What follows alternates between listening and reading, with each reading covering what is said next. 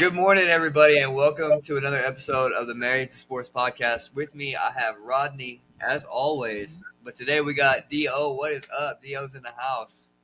What's What's going going on, on, my guys? guys? What's happening?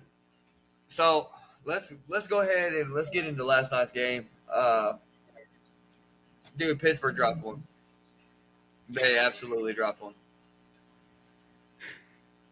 There's a dirty diaper on the sidelines where Pittsburgh stood last night. Yes, they shit the bed. That was painful to watch. It was. Ultimately, the way Pittsburgh came out, and I even said on our live, if Pittsburgh had scored a touchdown on that second drive, you are going to see a defeated Cincinnati team because they knew they couldn't stop them, and they failed to do it. And that's where we ended up last night. Yep. The only thing I can say about my Steelers is that defense is showing their long tooth. They're showing their age.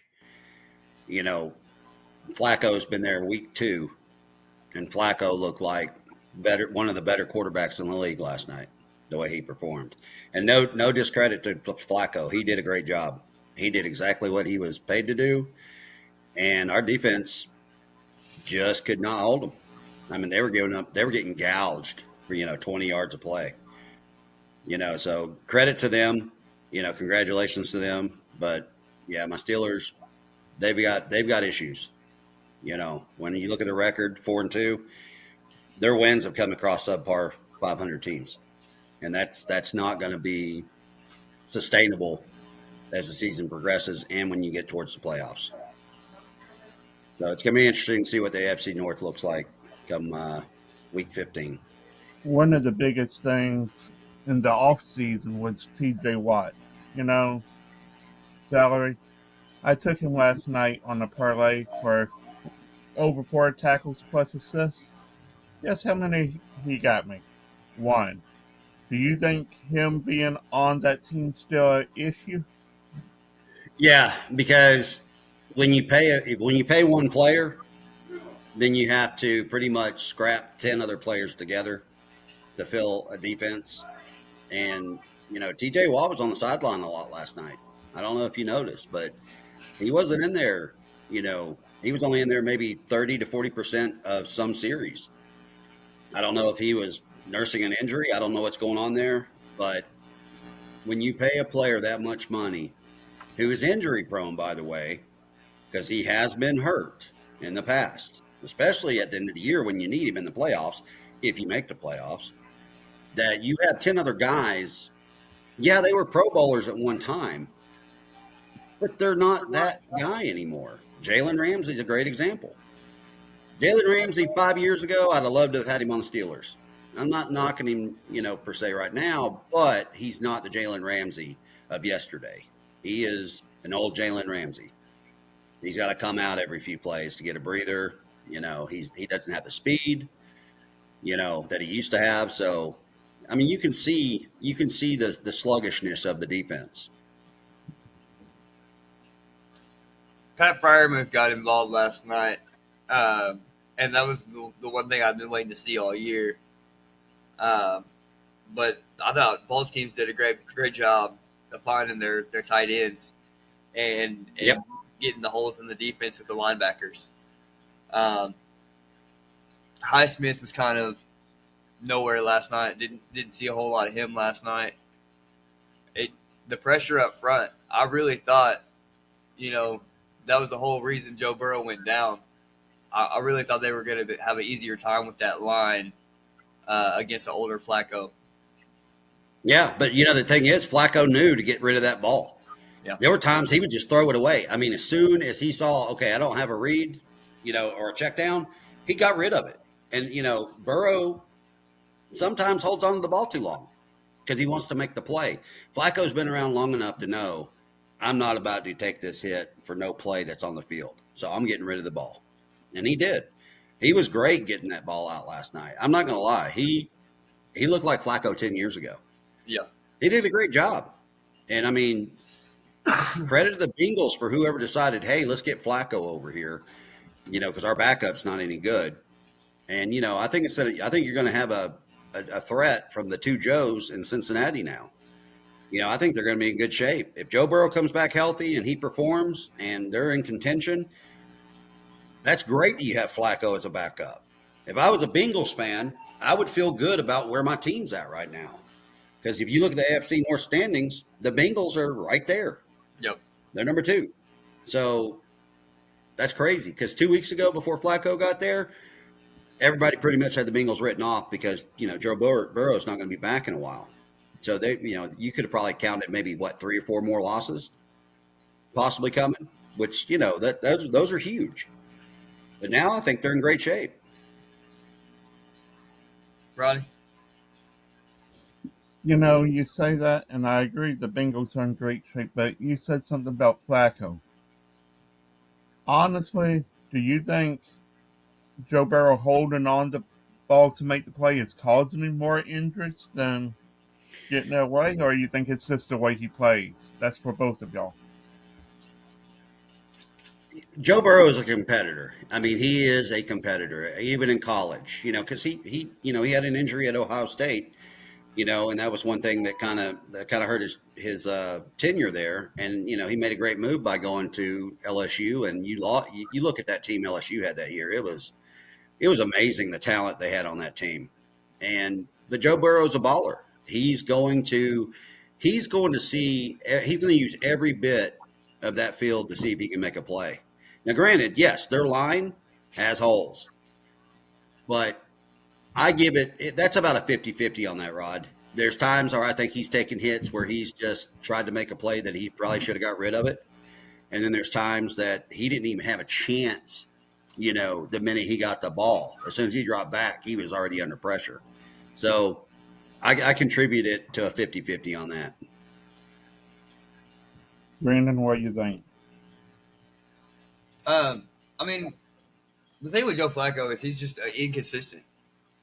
There's times that he can spin the ball and spin the ball well, and then there's times that he looks like he's never played it down in his life. That wasn't the case last night. and last night, I didn't think that I thought the Pittsburgh was going to have an easier time getting to him. One of the things that if you look at his record against the Steelers, I think his record against the Steelers is ridiculous. Hang on one second, I'll look it up. He's been that game manager. I mean, he has hurt us so many times. Oh, never mind. Can you imagine? 12-11. His record against the Steelers is 12-11. I wonder if the Ravens would have liked to had Joe Flacco back in the situation they're in. I think they would. I do too. That was the crazy thing to me was that Cooper Rush is not playing like Cooper Rush did for us. Yep. But when Cooper Rush was playing for us, we also had Kellen Moore. And I think that goes to show you how much Kellen Moore really means. We're seeing it with the Eagles with them not having Kellen Moore this year. Well, look at Arthur Smith for the Steelers, dude. There was some play calling last night where I was just like, what in the hell was that? Yeah. Like, I'm almost about to put him in the same boat with Canada. You know what I mean? I could not stand Canada when he was our OC. And now we've got Art Smith, and I'm just like, maybe Beast Mode was onto something there. You know what I mean? Yeah. But Jonnu Smith looked good last night. But you brought up Freiermuth, and I've been waiting for him to start showing why we drafted him. And I think he knows that the writing's on the wall in Pittsburgh. That if he doesn't get it going, there was a reason they brought in Jonnu Smith, because obviously, the coaching staff isn't wild on Freiermuth right now. And you got what's his name, Darnell Washington. Yep. And you got what's the other guy's name, Hayward. Well, Hayward, boy, he made some mistakes last night. But I'm saying you got 4 tight ends right there. All you really need is 2 to 3. So we can beat the dead horse of the Pittsburgh Steelers all day. there's issues there. You know, I'm a Steelers fan, and I'll be the first to say it. We have issues, and unless they start maybe doing some trades to shoring up some of that defense, I don't know where they're going to get these guys from because they don't have the money. But they've got to figure something out because I'm still making what I said earlier. This could be Tomlin's first losing season. And, you know, it only takes an 8-9 season, okay? We've only got 4 wins. And the way we play against above 500 teams, we lose. Now, last night, the Bengals, they got us. And I called it at the end of the third quarter. I said that score is going to be 33-31, and we're going to lose this game. And we did. So, like I said, we could beat the Steelers' dead horse all day. You know, congratulations to the Bengals. Yeah. I agree with you on Arthur Smith too. I think he's very bland. I think I don't like his play calling. I would like to see with the only thing that made the Minkah Fitzpatrick for J-Ram worth it was the throw in of Johnny Smith. And then I was like, now A-Rod's got another Jermichael Finley. Metcalf needs some help over there. Vince Kroenic did a great job. That other kid, Miller, little Scotty Miller, did a great job. I liked Miller when he was at Tampa. Yeah. I mean, Tom Brady loved Scotty Miller. Yeah. And so DK did not play like DK last night. He did have a couple of beautiful catches. He did. He did. But then he got Debo'd on that ball last night. And that's not something we normally see from DK Metcalf. And that turnover was the difference in the game, obviously. Actually, both turnovers were. The Pittsburgh got a turnover back. They did get a pick back. So let's go into this week's. Actually, you want to talk a little bit of Penn State, didn't you? A little bit. You know, I'm really, look, James Franklin was deservedly fired from Penn State. Just, you look at his record, you look at his competition percentage wins against top 5, top 10, top 20 teams. You know, I think he was given many opportunities well beyond when other coaches would have already been gone. And you can come up with your own conclusions as to why I say he got many other opportunities over other coaches. He got favoritism. But everybody's saying, well, he might take the Arkansas job or he might be in contention for this job. I'm sitting there going, why would you want him? That's what I want to talk about. Why are these schools so hell-bent on interviewing James Franklin? Because you know his record. He can put on his resume whatever he wants. All you have to do is look at his coaching tenure record. Garbage. I'm sorry. If you want a bowl every year, go hire James Franklin. If you want to be in the playoffs every year, don't hire James Franklin. Because you're not going anywhere beyond maybe the first round or second round of the playoffs. Man, I hope Jerry Jones doesn't hear this, man. He's going to end up a Cowboy. I'm telling you, if you want mediocrity, if you want to be a pedestrian college football program, by all means, send the Hugo to go pick up James Franklin. You know, because the clown's going to get out of that car, and that's what you get. He's garbage. I'm not going to say that he is a good elite coach, but he's like Matt Rule. Matt Rule is the one that's rumored to go to Penn State. I know you're rolling your eyes at me, Theo. I know. But yeah, continue, Rod. Because I have a rebuttal. I know you're rolling your eyes, but this is where I'm going. Matt Rule is a program builder. He has not had the sustained success because he hasn't stayed at one place long enough to show us his real colors, whether he's going to be a James Franklin or not. So my question to you is, how would Matt Rule be an upgrade over James Franklin? He's not. That's the point I'm making. Exactly. if these athletic directors want to keep their jobs, they really need to do their due diligence and really look at the college football landscape right now of some of these OCs, DCs that are on some of these teams that have been successful. Okay, they were, don't make the splash with the name of Matt Rule, because that splash is a turd in the fucking toilet. Pardon my language. That's the splash you're going to get with Matt Rule and James Franklin. If you look, my Seminoles are in the same boat. I want Norvell gone. You've always asked me, well, who are you going to replace him with? They need to do the same thing. They need to be looking at some of these up and coming coordinators for some of these programs that have been doing a good job with some of these universities that have made in-depth playoff runs since we've had this expansion of the playoffs, and go, that might be our guy, especially if he fits the culture, because he may have connections all the way back to a certain university. And, just like the Belichick tree or the Saban tree, you look at the coaches in the SEC, there's some Saban proteges there that are being successful. And their recruiting's good too. And you know what? Ultimately, I said this, and I know I get a lot of pushback on our lives when I say this.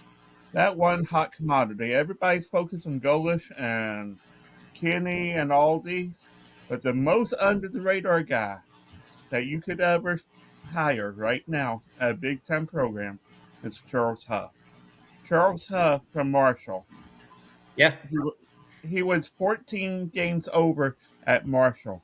He went to a god-awful Southern Miss school this year because Marshall did not give him another contract.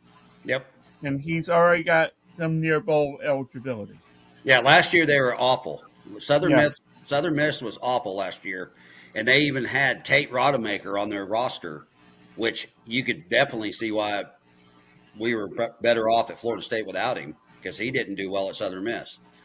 But yeah, Southern Miss, they are on the rise. He has turned that program around in less than a season.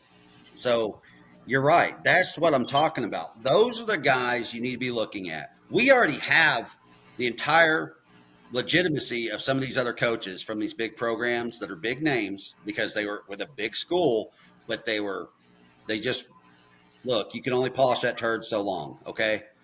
And that's what I'm getting at. You've got to start looking at the youth that are up on the schemes and are actually changing the landscape of college football in some of these plays. I love when you start seeing a defensive scheme against some of these offenses that, steamroll other teams. And then all of a sudden they end up playing the school and you're like, why aren't they scoring like that against that? I'd be looking at that defensive coordinator going, what the hell are you running? Where did you get this? And you get them for a value because they're not a big name. And what I always said Charles Huff to Penn State is he was an assistant head coach there. He's had the recruiting level of Saquon Barkley when he was there. He worked with these guys. So there is that connection. But he's so new in his program developments that he won't get a fair look. And that's the problem that you're bringing up. And some of these guys will never get a fair look because of where they are, not where they've been. Now here's where my pushback is about Matt Rule. Yeah, go ahead. Because I did not like him in the NFL. But I have not seen Nebraska be relevant since Tim Couch, and that was 2000 what? Not Tim Couch. Couch went to Kentucky. Tim Couch? You're talking about Eric. Eric Couch. Eric Frost. Yeah. Talking about Frost. Scott Frost, yeah. No. You're talking about it. It was Crouch. You're right. You're close. It was Eric Crouch. I think Eric Crouch. That's the one. Yeah. Eric Crouch. That's the one. So that was what, early 2000s? Around there. And what has Matt Rule done to Nebraska since then? Danny Raiola played them out of a couple games. He did not coach them out of a couple games. No, I agree with that. And I know you're big on Nebraska, and yeah. Go ahead. they still have a chance to win in the Big Ten. I believe they've only lost one game this year, if I'm not mistaken, and it was a 3-point game to Michigan, or it was a 1-score game to Michigan, right? Hang on. I believe so, yeah. So I don't necessarily like Matt Rule going to Penn State. I would like to see him go at Nebraska and like do something with Nebraska before he goes somewhere. But 5-1, he's got him almost bowl eligible. Like he's really coaching him up. Danny Raiola's playing him out. He played him out of that one game. He almost brought him back, but he played him out of that one game. And so they got a 4-2 Minnesota tonight. We'll see what happens against Minnesota at Minnesota, but I think they're going to mollywop them. I like Matt Rule, but I could see him being out of Penn State. I also like Mike McCarthy going to Penn State or Minnesota, or not Minnesota, but Wisconsin. Yeah. I like McCarthy at Wisconsin. I really do, because I think he'll get good recruits to come there just based on his, people being familiar with him in Green Bay. We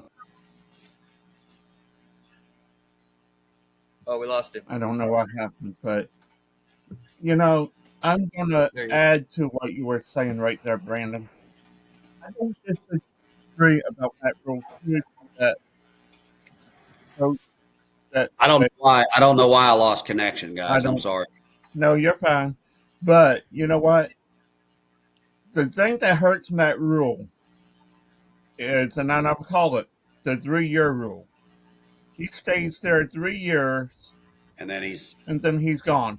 Yep. The real question is why is that? Why won't he stay 6-7 years, or till he gets terminated or the extension? I'm going to be 100%. You stole my fire.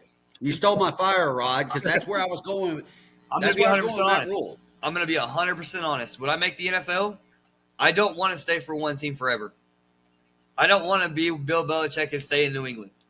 I want to bounce around. Let me go change this program around for 3-4 years. Let me go change this program around for 3-4 years. Let me go change this program around for 3 or 4 years. I want 7 Super Bowls with 7 teams. Yeah, no, you can't do that anymore because of the time. Okay, the NFL is becoming more and more level playing. Okay, but college is going the same direction. You are going to have to show your worth somewhere. Matt Rule can't just go coach at Temple and then turn around and run here and run there, because if I am an athletic director looking for a coach, I want somebody that shows me that when they start a project, they can show me a finished product. And Matt Rule has never done that. So why would you interview and want this guy? Because, well, he's starting to turn Nebraska around, but is he ever going to get him over the hump? That's my question. And if he does, then I would say, Matt Rule, we're going to pay you this much more money to come to my mediocre football program, and I want you to do the same thing you did at Nebraska. That's when I would give Matt Rule the opportunity. Right now, he's got a half-built deck in Temple. He's got a trailer park upside down on fire in Carolina, where he was the head coach in the NFL, and now he's at Nebraska. He's put the skirting on the mobile home, but are you going to put the pool? Are you going to put the pool in, or are you going to run off and do something else and leave your trailer park Barbie behind? That's what I'm getting at with these coaches. And you're 100% right. Sorry I stole your thunder, Dio. But... No, you're good. No, you're good. And look, I'm not disagreeing with Brandon. I'm actually agreeing with him on what Matt Rule is doing. You're right, man. You're right, Brandon. He has got Nebraska relevant for once in decades, because you're not going to replace Tom Osborne. Just like at Florida State, you're never going to replace Bobby Bowden. Penn State, you're never going to replace Joe Pa. These guys are legends. Those guys are legends. But you got to find somebody that can take the reins and build the program back and make it theirs. Because, they thought Jimbo Fisher was the answer at Florida State. Hell no. He wasn't the answer at Texas A&M either. And when people bring up Jimbo Fisher's name, I'm like, just look at the destruction he left where he's been. Texas A&M is just now getting back to where they are somebody in the SEC. Yeah. After Jimbo was, Florida State has yet to get back to where they ever were after Jimbo left. It has been a shit show in Tallahassee. And you say that. You know who else has never gotten back? Wisconsin after Barry Alvarez. Yep. Yeah, I mean, Barry was great. Barry was great for Wisconsin. You know, you couldn't plug him into an SEC school, I don't believe. That he was a Big Ten football coach.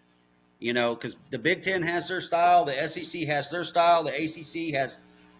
Well, never mind. I'll leave the ACC out of it. But ACC anyway, has a hybrid style. Let's call it that. yeah. I don't know.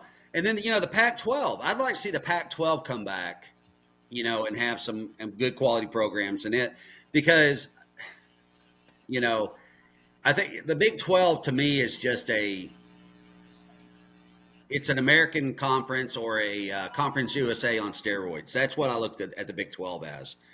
I'd like to see the Pac-12, the SEC, the ACC, and the Big 10 be the 4 divisions of college football, which that's a whole nother podcast because we don't have time to get in all those details. No, we don't.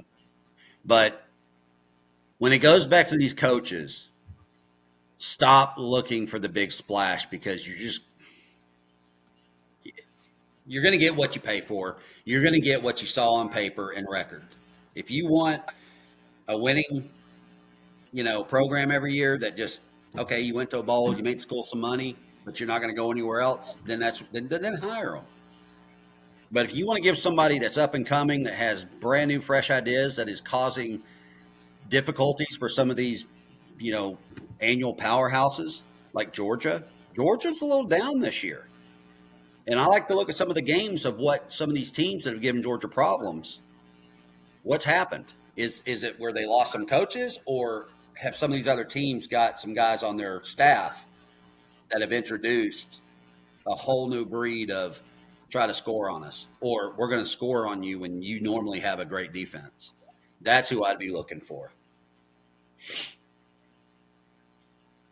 I don't want to see Mike McCarthy go to college football. I'm hoping he stays in. He wouldn't be a Belichick. He would not be a Belichick. I'm telling you, I think McCarthy would have success. I know he would. McCarthy is one of those guys. He keeps his train on the track. He does not take detours.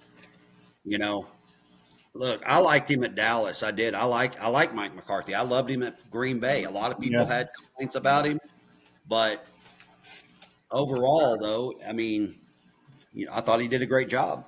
I would have liked one more year of Mike McCarthy and Dan Quinn with Kellen Moore. I would have liked. Oh, hell yeah! I would have liked one more year with. I'm not a Cowboys fan. Hell yeah, I agree with you. I agree with that. 12-5. Do it one more time. Put it together. Let's go.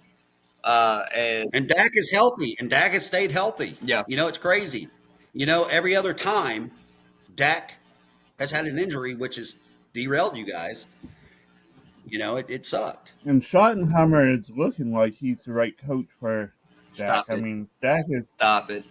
Stop it. No, don't tell me stop it. Let me finish my point. He's playing to a level that I know I'm getting the eye rolls. But I'm going to add two.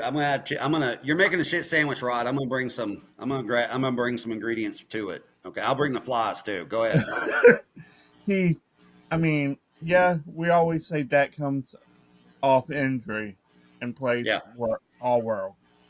But with the way the receiving core and them seem to be on the same page, coaching wise, it seems like they're going to be sustainable all year, is what I'm saying. You're talking so much shit that you're choking on it. I mean, come on, stop. Brandon's about to have a micro seizure here. Here's what Dallas needs. They need Caleb Williams. They need to keep Schottenheimer, and you need to bring Eberflus in. That's what you need. No. See, Brandon walked away. I knew I could get Brandon to walk away. I'm kidding, Brandon. Come back. No, hang on, Ruben. But I agree with you, Rod. I agree with you on that. I think Schottenheimer's doing a good job. I mean, Dallas, honestly, Before Dallas I can and say Scotty's doing a good job, because I don't agree with that at all. Whose idea was it to hire Eberflus? Is that not on the head coach? I'm going to give you 2 words, and if No, don't you dare Corey say were Jerry here. Jones. Because they let Shotty bring in his own guys. All right, all right, what's his son's name? I'll say his name. What's Jerry Jones' son's name? Something Steven? Jones. Stephen Jones. It's All right, Stephen Stephen Jones Jones. brought him in. Maybe. I mean, but no, Shotty brought in Eberflus. He got fired halfway through the season. And I'm sorry. I don't care what anybody says. The Bears defense was not playing great. That's No. why they kept losing No, I games. agree And with they you. weren't one-score games. They weren't even field goal games. They were straight blowouts. Yeah, that's the DC we want. Great Well, freaking Brandon, player. No, I I, was I, only talking about offensively, Brandon. Brandon, I think you guys are going to be okay because y'all have started collecting some draft picks, and I will say that I know you have not been around to see a Super Bowl with Dallas, Hey. but I think you might see it soon. I saw the I second do. and third one. Okay, but I think you're going to see it as an adult soon. Dak probably won't be your quarterback. He probably won't. But I think y'all are going to get some good draft picks in the next couple of drafts that if you have the right coach and he's built the program, that it's just a plug and play and you'll have those guys. I don't want to see it because I'm not a Dallas fan, but you know. If we can get rid of our DC and get a real DC in there, I think we'll You be know what? I get, and I'm gonna push back here. I'm not buying Eberflus. I'm not when I say this. Okay, this is where I'm going here. I'm tired of hearing all this about the coordinators that come in. Every coordinator doesn't come in with their set players that make things work. They have a set team that they have to adapt to. They want their style of football, whatever that looks like. They got to have time to get their players, their system in place. It normally takes a year or two. Why break something that's not broken? Well, I'm not saying they are or aren't. I'm just saying that's when you bring in a new guy, that's normally what happens. You have a group of guys that have played together for a couple of years. You have film on these guys. What is Trayvon Diggs? What is his main thing that he's really good at? Interceptions. You have Deron Bland. What is his main thing that he's really good at? You tell me. Interceptions. I don't. Pick sixes. All right. Set the record for. all right, I got to push back on this. You know, I hate when people bring up, well, he's been through, 5 offensive coordinators, okay?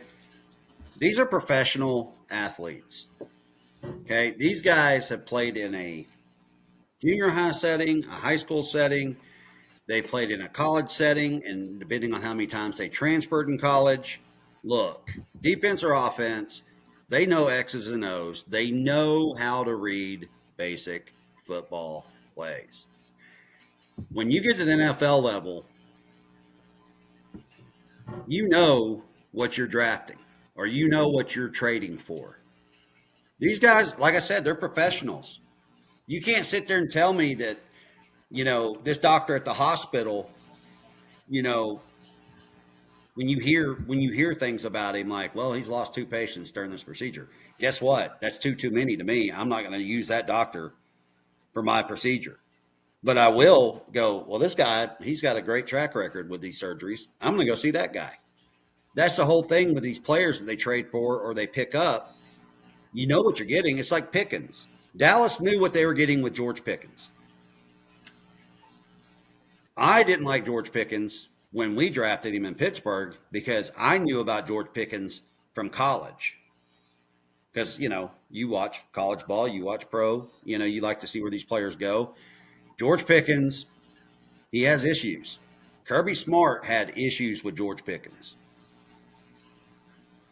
We got rid of him.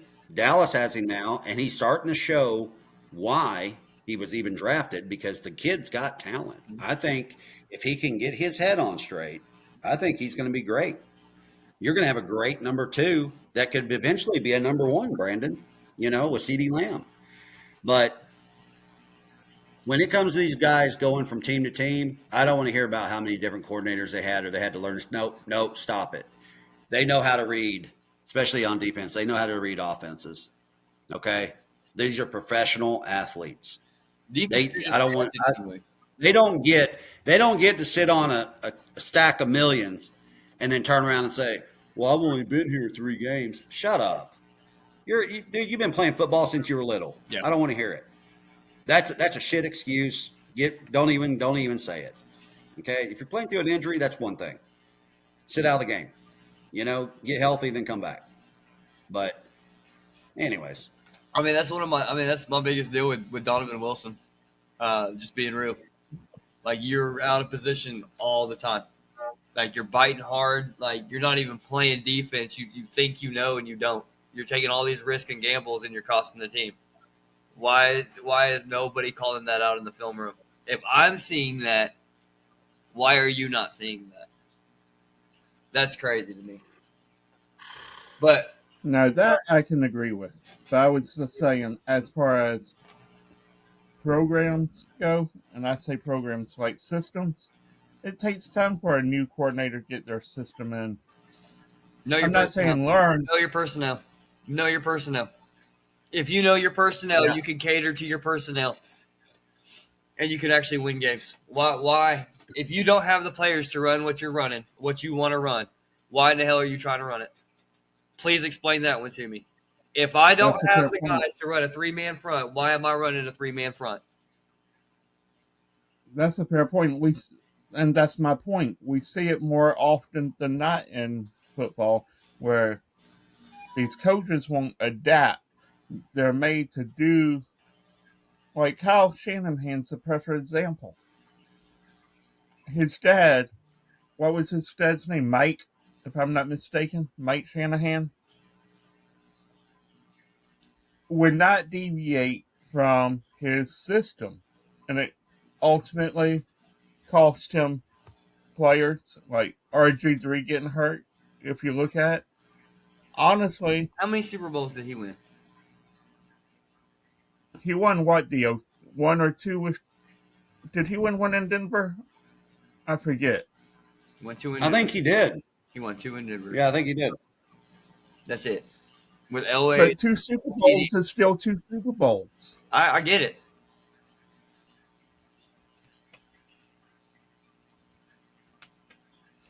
But what I'm saying is, you're making a great argument that I've been saying for a while, was you got to adapt to these players. When you come in and have the set system and draft these guys and it still don't work, it's an awful looking process. You Wait, why? Okay, if I'm a coach, I'm not adapting to that player. That player's adapting to me. I Yes, I know and what I'm saying. I agree with you, Dio. But I'm saying, like Cam Newton style, Lamar Jackson style, there are certain adaptabilities that you have to do with their skill set. Is all I'm saying. You can't put Lamar Jackson in a pro style throwing the ball 50-time offense. Jalen Hurts, you're not. That's all I'm saying. No, Jalen Hurts, I agree with. so when I'm coaching you, right, I'm going to run this my way. You're going to run this play the way that I want it ran. You're going to do this my way. However, the plays that I draw up are going to be catered to your specific abilities. So if you're a great corner, let's say you're a corner, right, and you're great at coming off the blitz, you're great at masking it, you're great at coming off the blitz, I'm going to have you doing that. I'm going to have you doing that quite often. And I don't want an Anthony Richardson tapping himself out. I don't want that guy. I don't want to see a player tap his helmet. I'm coming out of the game. Get your ass back in there. Yeah. We're paying your ass. End of story. End of story. It's Yeah, a job. If absolutely. they don't want to treat it like a job, they need to go find something else to do. Oh, you didn't finish your college degree because you were strictly there to play football and then go to the NFL? Oh, guess what? You're in the NFL. Start playing your ass. I don't want to hear it. Yeah, go get your degree and then go do something else because we're paying you to do this, and you did it in college. So what's the problem now? Oh, you're making millions? No, that's not the way it works. This entitlement shit's got to go. Yeah, you're making millions, so you get to practice less. That's dumb. That's why all of these investments are getting hurt. Yep, I agree. Absolutely, Brandon. You just nailed it. I do They too. don't play in the preseason. And then the season starts, and you just got buckets of injuries, man. Buckets. These guys need to be working out throughout the year, and they need to all attend their mini camps, and they need to be practicing. They need to do more hitting in the preseason because. But the NLP, but the Player Association, voted against it. So, these guys get these games. Take the league back. Fire everybody. Next man up. Like you wouldn't watch it either way. Yeah, I know. You're right. That's why I don't like college players getting paid, because I miss where these kids played for pride. They played for that school, and they gave for the love of the game. Yeah, for the love of the game. Thank you. They played their asses off. But now it's like I feel like I'm watching semi-pro football, when I watch college. They're just, Semi-pro is actually a little more entertaining at this point because they're actually still trying to take each other's heads off. Yeah. I agree with that. All right, y'all want to go? Yeah, but look at the damn rules they keep putting in now. You can't even look at the quarterback sideways without getting a flag. I mean, it's becoming comical. Well, they're literally trying to get everything to go to flag. No, I will not ever watch flag football. I am not going to watch it in the Olympics. I could give two shits. I'm being honest. I'll wipe my ass with that flag before I watch it. If you notice all these commercials on it, if you notice it's now in the Olympics, it's all this. I swear, I think that's what the NFL is trying to get to. I think if they want to do that, that's fine, because you know what? I hope the next man comes along or woman and says we're going to have physical contact football, and guess what? That league will succeed because people want to see it. This is the modern day gladiator sport. Football, hockey is too. You start telling me that they can't check people on the boards in hockey, I'm going to quit watching. Hell, they just about got me pissed off that they won't let them fight half the time anymore. No, hockey and baseball are the only two games you really can't fake anymore. Yeah. Yep. Let's get into these games. We watched the Steelers debacle last night. We got the Rams and the Jaguars. This is overseas, London games. Who you got? I'm going to go with the Rams.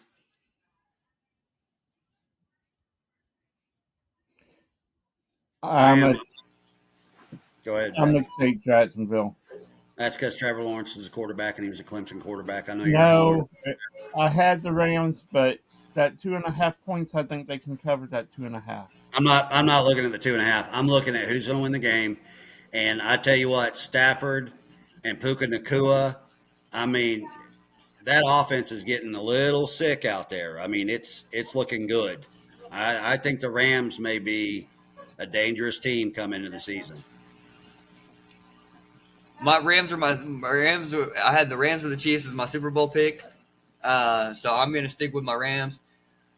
I think that the Jags are in excellent position. I think that they, no matter what, they are in prime position to go to the playoffs right now, as long as they keep it up. Oh, yeah. I was really big on Liam Cohen going there. The acceleration of your boy from Clemson, his career, Trevor Lawrence. I'm going to stick by what I said, but the Rams, they do win this game. Puka Nacua, Devontae Adams, easily the number one duo in the league right now. Let me add something to what you just said, though, about the Jaguars. I think they've turned the corner, but here's the problem. Nobody expected Indy to do what Indy's doing right now, and I think the Jags may miss the playoffs because I don't think they're going to win that division. I think Indy's going to win that division, and I think the Jags are going to probably be on the outside looking in coming into the season, unless they can minimize their losses coming up. But I still think the Rams are going to beat them, in London. See, I'm going to add one. Tell you not so fast, my friend. Two teams are coming out of the AFC South. What? That's literally what I was about to say. Two teams coming out of the South. The only one that's got one team coming out of it is the East.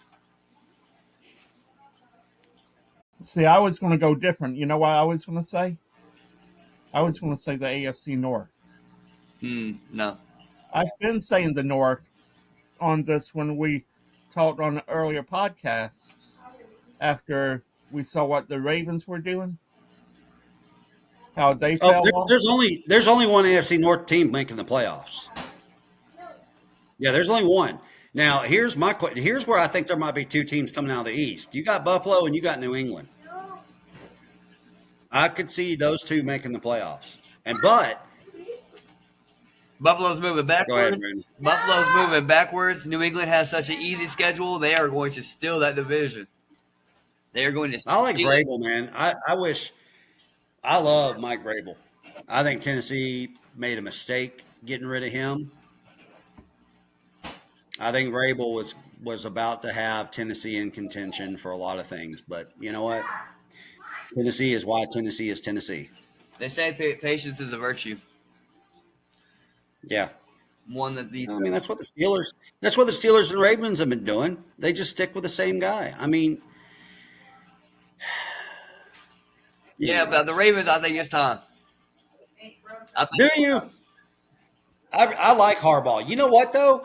I could see if Tomlin retires, I could see Harbaugh coming over to Pittsburgh. Wow. I don't. That's a hot take. I would take him. I would take I would take him. I would take Jim Harbaugh. Not Jim, but John Harbaugh. I would take John Harbaugh. I All right, think- you got two coaches wanting to come to Pittsburgh if Tomlin quote unquote retires this year. Okay, you got Mike McCarthy or you got John Harbaugh. Harbaugh. Why? Because he knows the AFC North. Yeah, I mean that's true. Mike Tomlin's going to be there for a really long time. Y'all, I don't know, man. um, I think I see Tomlin doing what Cowher did. I do. I don't know if he'll go into broadcasting, but I think he's kind of getting to the point where I think he wants to retire. I think he wants to watch his sons play, and I think that look last night on his face said it all. Like, yeah. I mean, the look where the defense gave up that touchdown after they came back a little bit, that disgusted look. Remember, one of our friends on the live said he looks pissed. yeah. I really believe that. I mean, he was, but that doesn't mean I don't think that means he wants to quit coaching. I think Mike Tomlin's going to be there for another 10 years. That's just my opinion. Dio he's more of a Pittsburgh fan than I am. He probably knows more than I do, but I just see him being there another 10 years. But so He's saying not so fast, my friend, right? No, I think Tomlin will be gone in the next 2 years. I do, and it's not going to be against his decision. It's going to be his. But I think he's tired. I think he's ready. Just look, he played professionally. Now he's coached for all these years, and I mean, I love Tomlin. I've always said in Tomlin I trust. That's why I don't even watch the preseason, because I always feel like he's going to put the best team he has on the field, but it may not be the best team. But it is what it is. But I think Tomlin, they just did an extension with him, but I could see him not coaching through that extension. I don't see it. I don't think he'll be. I want to say the next 2 years. Tomlin, I coach running backs, but however, I will be the best ball boy you've ever seen. If you've only got 2 years left, give me 1 year underneath you. All right, that's the one coach. That's the one coach I really want to go coach with. Next game to go here is the Dolphins and the Browns. What? No, wait, I'm wrong. The Saints and Bears. I skipped one. I pulled a Brandon. Wait, what? Mine has this Wait, all what? kinds of messed up.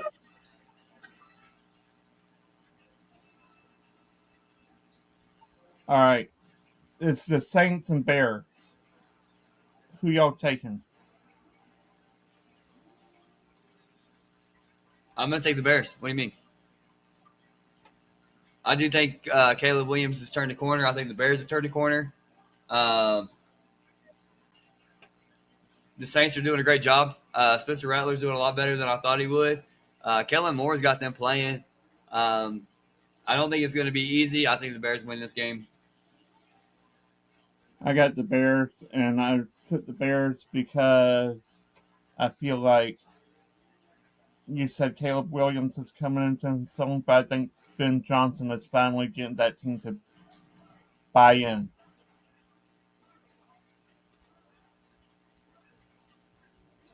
Look, all right. I'm gonna take the Bears in that game.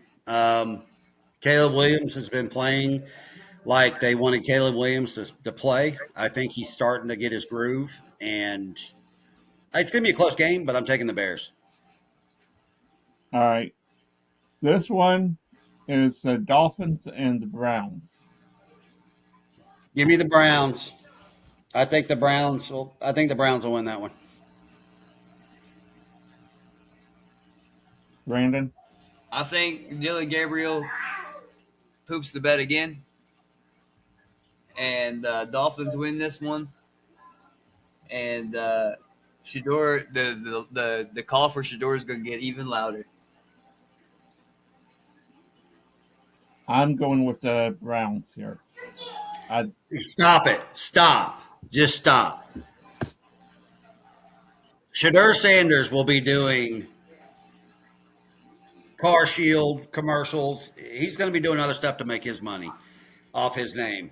I'm telling you right now, Dylan Gabriel will eventually start rolling, but I think he's going to have a good game against the Saints. The Saints their defense is not bad, actually. Their defense has kind of kept them in some games, but I think Dylan Gabriel is going to be the quarterback there. I think he's probably going to be one of the more successful quarterbacks when, Cleveland has a tendency to, that's where you go to die if you're a quarterback. You welcome to Cleveland, but I think they're going to be all right. But give me the Browns in this game. Shedeur won't see the field except for warm-ups. And then after the game when they shake hands, maybe goes and hugs other players. But that's the only time I'll see the field. Is it cold in Cleveland yet? Not yet. A little bit. A little bit? Like how cold is cold? Yeah. I mean, it's probably gonna be in the 60s. Tua can play in that. Give him some long sleeves, he'll be all right. All right. Next game, the Patriots versus the Titans. Patriots. Yeah. Not even close. Yeah, that's a sweep, right? Patriots. Raiders versus the Chiefs. Chiefs are at home. Chiefs are hot. Chiefs. Rashee Rice comes back this week. I think he's going to get fed a lot. I think Hollywood Brown's going to have a big day. I think Xavier Worthy's going to have a big day. I think Travis Kelce's going to have a big day. I think Mahomes is going to have an MVP-type caliber season. You talked me into it. I'm going to go with the Chiefs. I was thinking about the Raiders because I was thinking the Raiders to cover on our pick'em. But there again, that defense hadn't really stopped the nosebleed either. Oh, no, I got the Raiders to cover the 12.5 points. I don't think they're going to be 12.5. Geno hits the defenders more than he does his own receivers. That's it. That's exactly it. Let's get to your game, Rod. I think that's the last one, right? Well, we got one more there before that. We got the Eagles and the Vikings, 1 o'clock. So y'all have no idea how bad I want the Vikings to win. Who's the quarterback? Is it still Wentz?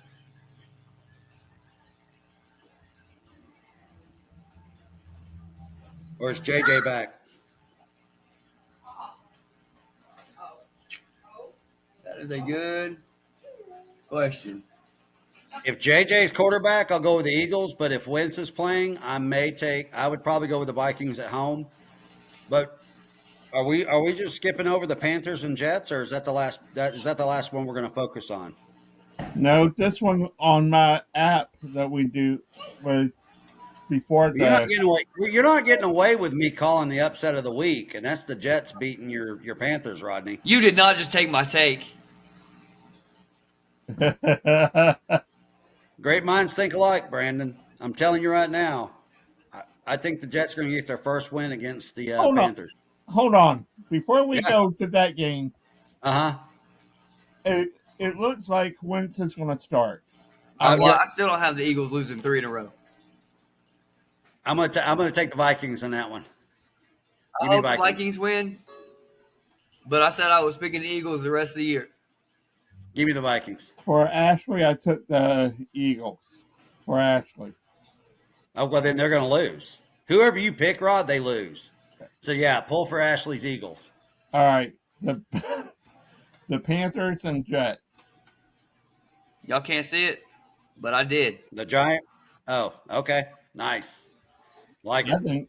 I think the Panthers are going to win 3 in a row. Whatever, Rod. Anyways, what was the next game?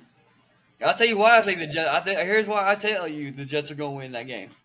One, I don't see the Jets going 0 for 17. I just don't see it happening. Plus, Two. Aaron Glenn. Aaron Glenn's on the hot seat, big time. Oh, absolutely, he's on the hot seat. But Yeah. Carolina beat Dallas, and they think they are world beaters right now. I think that defense and the Jets is a little better than the Dallas defense, and that's not saying a whole lot. And so, yeah, I am not saying a world beater. That's Molly Watt, Bryce Young. It's going to come down. It's going to come down to a field goal, but I do think the Jets get their first win against the. All right, we'll see. Pussycats. 3 in a row. Whatever, Rod. Yeah, whatever, Dio. All right. New York versus the Broncos, the Giants. I'm taking the Giants in that one. Scadaboo's going to be tearing some Rocky Mountains down.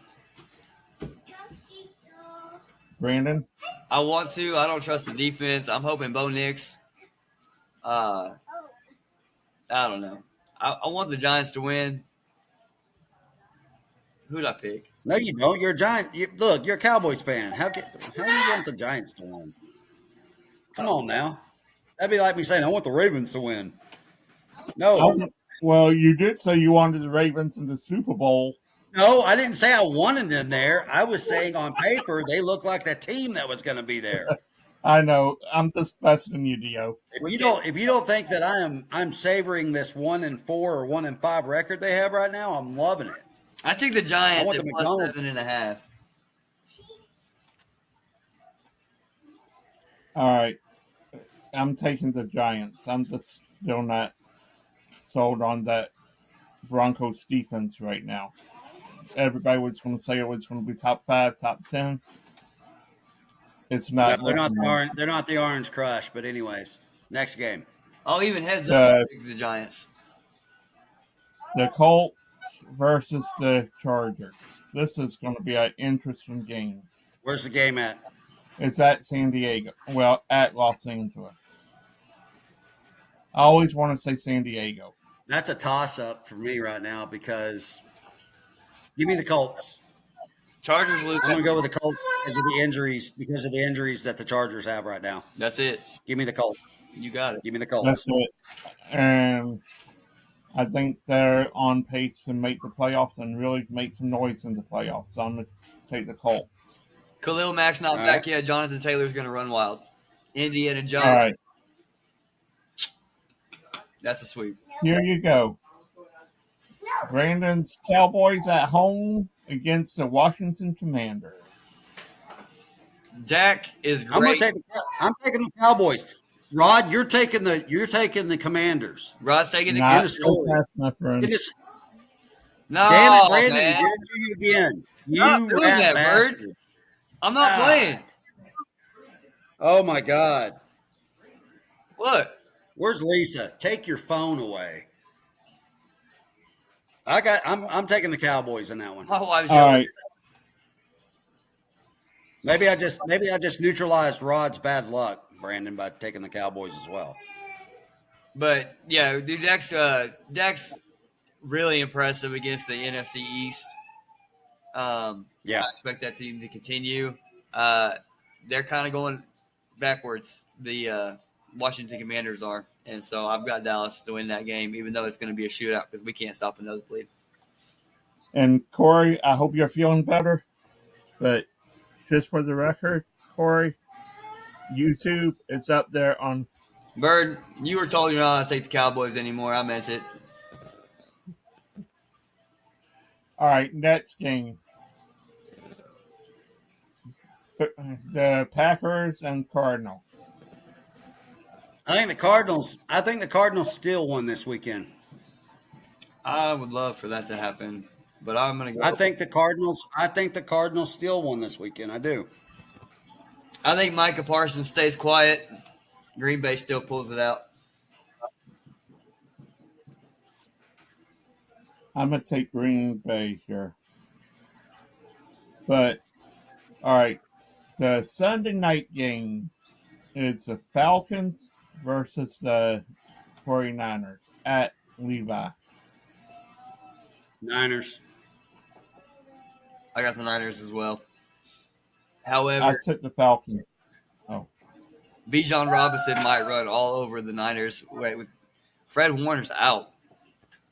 I know, but I think Shanahan's going to have a plan, and I think they're going to be all right. They are the one team with all the injuries. Despite all the injuries, they've been overcome, and They're tough. That's a tough. Yeah, I mean, I want to call them a tough team, but damn, they're all hurt. But the guys that are playing are holding it. Yeah. They're holding. I mean, there's, so, I mean, I got to say, if the 49ers get healthy again and they stay healthy, I'd watch out for the 49ers in the NFC at the end of the year. I'll tip my hat to them. And Chris, I'm sure Chris is getting aroused right now with me talking about his 49ers at the end of the year, but damn, Yeah, I think All right. I took the Falcons because I was impressed with what they did to Buffalo. Running the ball, Bijan Robinson. Look, the Panthers beat the Falcons 30-0. Come on. I'm taking the 49ers. All right, next game. Probably the best game of the weekend on Monday Night Football. Tampa Bay versus Detroit. Oh, we got another doubleheader? Yeah. Tampa Bay because Mayfield makes anything work. They could throw the ball boy in there as a wide receiver, and he's going to use him. Yeah, I've got Baker winning the MVP this year. I thought Baker was going to have a really big year. Had it going into the season. And I'm going to take Seahawks in the other game. I'm taking Detroit. Of course you are. That's your Super Bowl pick, Rod. You homer. Yeah, well, hey, I got ride or die. Seattle versus the Texans. I took Seattle as well. Yeah, Seattle at home. That's going to be a tough game for the Texans. Yeah, Texans are good. I took Seattle at home as well. And I think they're getting healthy at the right time. Jackson Smith-Njigba is playing like a top 5 receiver. Yep. All right. So back to college football here in a minute. You got any upsets of the week for Brenton? Dio? Sorry. Come on now. Sorry, my bad. It's all right. I'm going to take Vanderbilt over LSU. We agree on that one. I did take that one on Wednesday, so I agree with you on that one.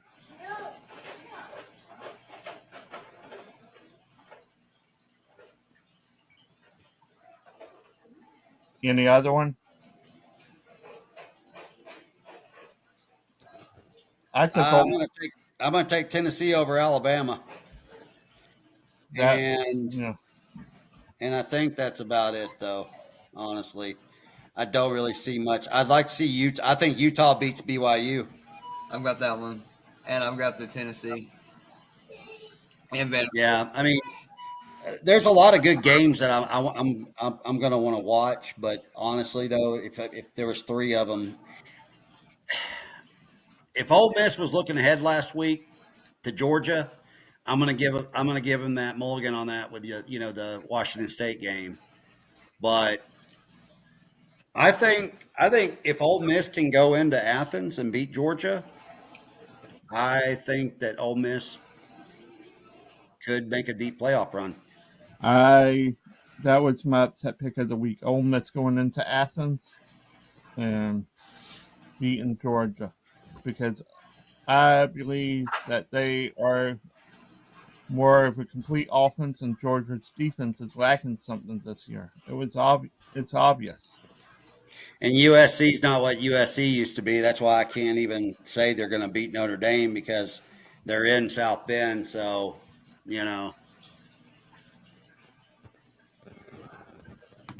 Iowa over Penn State. I mean, at this point, who cares? Yeah, I think Iowa over Penn State. I mean, because this is the first game for the interim coach And quarterback. and quarterback.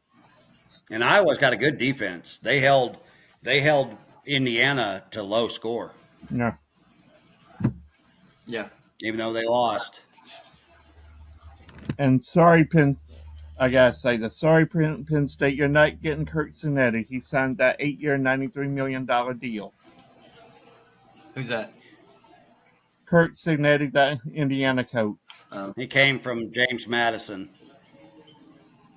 Oh, okay. Here's the thing, Rod. Kirk Cignetti brought a lot of his James Madison players to Indiana. They're eventually going to graduate or go to the NFL. I agree with that. I want to see when his James Madison well is empty, either at the end of this year or next. I want to see where he's at, because they may end up regretting Cignetti. I don't disagree, and Paul Feinbaum was saying the same thing. Okay, don't ever say I agree with Paul Feinbaum. I can't stand that I man. can't stand Paul Feinbaum. I didn't mean for that to happen. Hey, Paul, if you ever listen to this podcast, I don't agree with you all the time, but this one time in life, I agree with you. There you go. I think he's an idiot. I don't care what Paul Feinbaum thinks. No, I agree. I don't watch that network. Yeah, I don't either, but it was on ESPN. You know, he's at ESPN. Yeah, I literally just said I don't watch that network. Now, And then you said you don't either, but then you said the network that you watch, which is that same network. no, I read the article on the website. Uh-huh. You mean Lisa read it to you, because we all know you can't read. You can't read, Bird. That nose gets in the way.